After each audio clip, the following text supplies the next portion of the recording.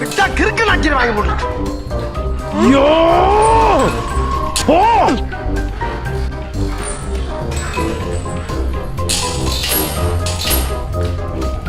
டேய் சரி இங்க பாரு. இங்க பாரு ராக்கி. சப்பாத்தி வேணுமா இல்ல வாக்கிங் வரியா? நீ சொல்லு. நல்லா கேக்குறாங்க டீட்டெயில்.